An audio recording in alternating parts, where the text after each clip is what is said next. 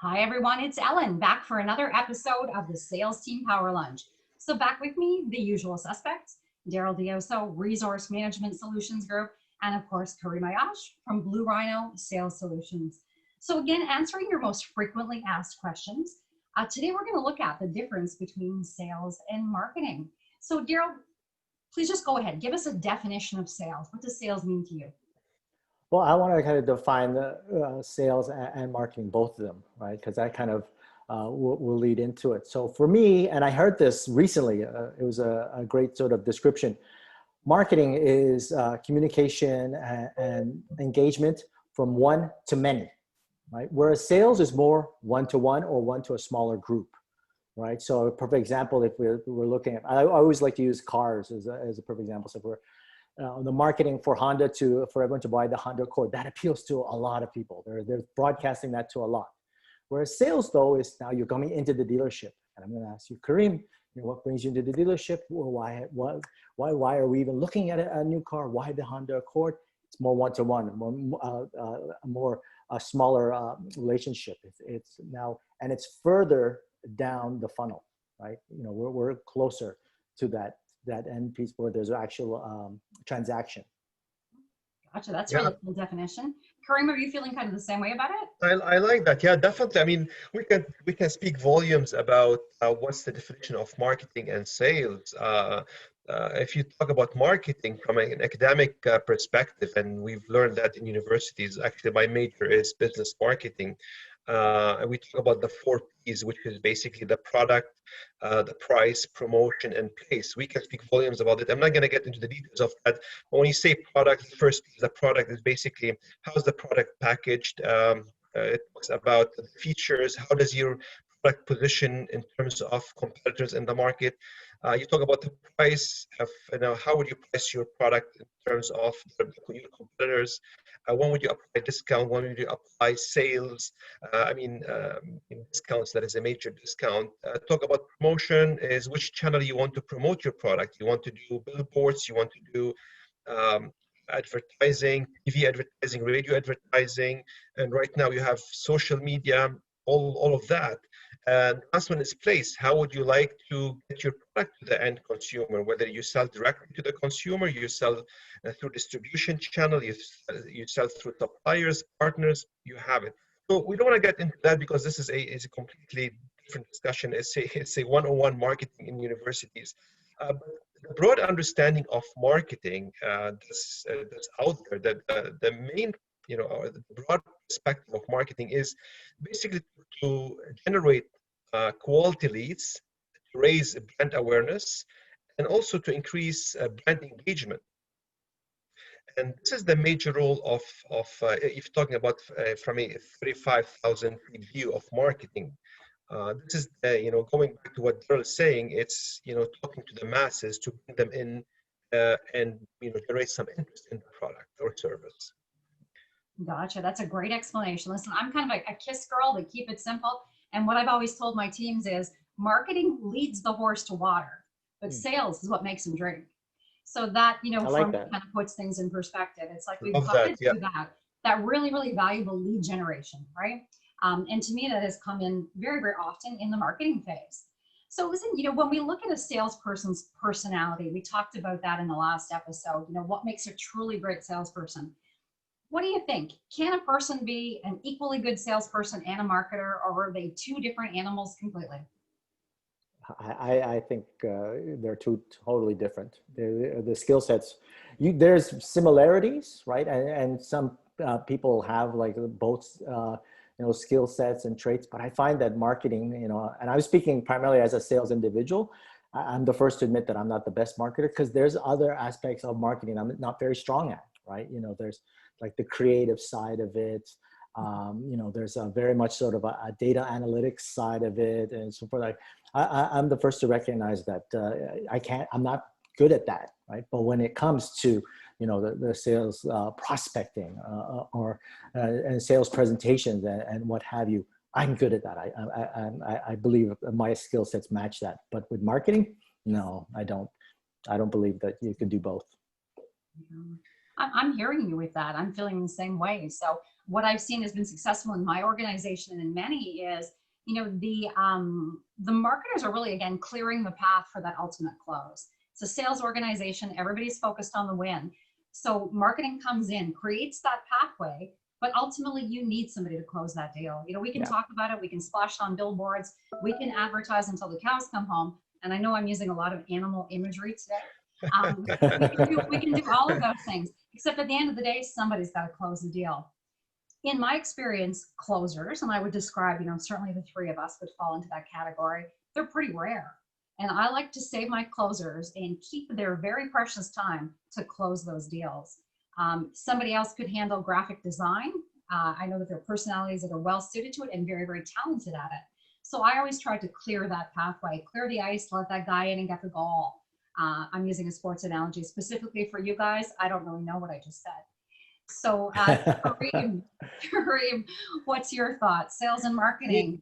Yeah, definitely. I mean, I've seen both, both sides of salesmanship here.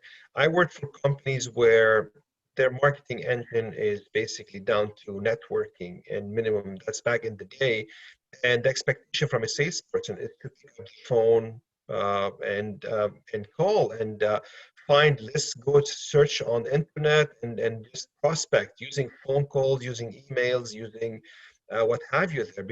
Even before LinkedIn was maybe just starting, warming up. And I've worked with companies like SAP.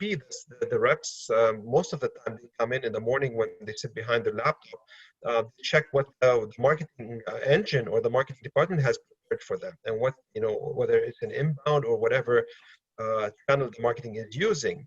But based on what you said, and Daryl mentioned that too. A best practice is to separate both. Marketing would generate leads, lots of leads. Now, the controversial part is where the qualification starts, because this is something that has been controversial between sales and marketing. Sales are always complaining about, the leads that are not well qualified, and they're wasting the salespeople's time. Marketing, their metrics are to generate as much lead as possible, regardless of how qualified are those leads. So this is the gray area where marketing gets saying, "Oh, hey, we're getting lots of leads for you," and they say, "Well, those leads are not well qualified," and then they go back to qualifying. So. But going back to our topic here, I think the best practice is to separate marketing from sales. Now, a salesperson, if he feels that his pipeline is thinning out, he can always leverage his LinkedIn profile. He can always leverage his social media. He can always pick up the phone and call his territories, revisit other clients that have been dormant for a long time. So they can pitch in. Salesperson can move into the marketing territory or waters if they feel that their pipeline is thinning out and they need to put extra effort that is out of the box. If I could just add one thing, I just thought about, especially from a recruitment side of it, when I've been recruiting marketing individuals or sales individuals, and I told them that the role involves, if you're in marketing, there's a little bit of sales, there's a bit of prospecting, a biz dev, right, or vice versa. There's sales. Typically, they don't even want it. The true marketers like, "Oh, I don't like doing biz dev, Daryl. I don't like that." On the salespeople are like, "Oh, I just want to sell. They prefer to keep it separate themselves." Yeah. Yes. That makes sense. What I saw happen in a lot of organizations was when, marketing really became a thing and people really wanted to get involved in marketing. It's become much more user-friendly now. We can do it through social media, advertising, and a number of different platforms. People said this wasn't really a full-time position. They didn't want to hire a full-time marketer to do 10 hours a week. So they also didn't think it justified a full-time paycheck for somebody to come in for 10 hours a week. Makes complete sense. So they looked at where to piggyback that role. And I think just naturally they said, it's working hand in hand with sales, and it does. So let's just kind of squish those roles together and make sales and marketing, which I've got to say in my experience, never worked. Daryl, exactly as you said, people who are dyed-in-the-wool marketers, that's what they want to focus on. And salespeople who are those true A players, those superstars, they want to focus on, negotiating and closing those deals. They don't want to be sitting at a computer. So, maybe doing marketing programs. So again, for me, I found it was a no-go. I think marketing might have fit in better with admin than it did with sales. Oh, But that's a again, good many point. organizations have combined those roles for a whole lot of years. So listen, anything else you'd like to say about sales and marketing? Hmm. I, yeah, definitely. I mean, they're separate roles. And going back to best practices, as you mentioned, marketing is more involved in the lead generation and create brand awareness and increasing the brand engagement. Now, sales, when it comes to sales, they would definitely they would love to run with a well qualified opportunity and move into closing and discovery call and later negotiation and closing. The pain here is, once say the frustration from salespeople, mainly when they receive a not a very well qualified lead, and they have to go back and try to qualify it and see who's them. The qualification is a different subject we can talk about.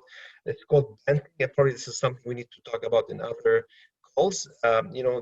Going back and seeing if there's a budget, if there is a need, if there's a time frame, and there's authority, and if they're talking to the right people. So this kind of, it can be a setback for salespeople to go back and do the planting from the very beginning. Yeah, absolutely. Back in the day, when I was, hiring with the sales organization, my big concern was commission. How much money can I make in commission? I didn't really Right. care about the salary. And Daryl, you probably found that with a lot of your A players. It's like, what is the commission? What is my earning potential? Not necessarily what is my salary. The way I looked at it, rightly or wrongly, was if you're going to sit me in a marketing position 5 hours or 10 hours a week, even though I can ultimately see how that fills my pipeline, I'm not actively earning commission during that time. So I was kind of always, here goes another horse analogy. I was chomping at the bit. Just let me out of this office so I can go sell something. So I do, again, I see a lot of organizations combining those positions. I think that they would achieve true greatness if they actually split them up in most cases. But again, got to be great respecters of budgets and what people and businesses can afford to pay.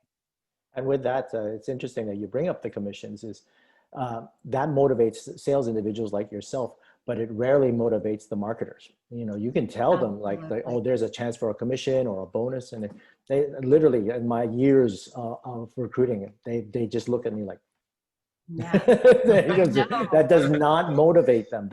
They're more motivated by, this is the type of projects you'll be leading. This is the sort of platforms you'll be a part of. These are sort of the brands you'll be helping to grow. That's what gets them excited, right?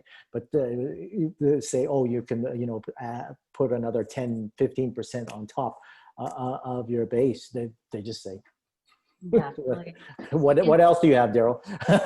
Exactly. In my situation, exactly as you said, when you're talking about, these are the projects you'll be working on, these are the details that you'll be completing. Yeah. At that point, the salesperson I'm interviewing usually has their head on their shoulder snoring. And wake up when they spring to life is when you say 10 to 15%. Yeah. Right. So that really tells me where, people need to be. And I think it is just absolutely amazing that in many organizations, you have incredible talent, different types of talent. And I think that we should always seek to maximize that person's true potential, whether it be sales, marketing, administration, management, whatever that happens to be. So true. Absolutely. So Yes, gentlemen, thank 100%. you so much once again. Any last minute words? No, other than that was really good. I really enjoyed that. Yeah. You know what I think people really want to know? I mean, they don't know a whole lot about us. So, and we do get asked this question. Dale, off the top, I called you Dale. I don't even know that much about you. Daryl, off the top of your head, how many years have you had in the sales game? Well, at least 25, 30 years.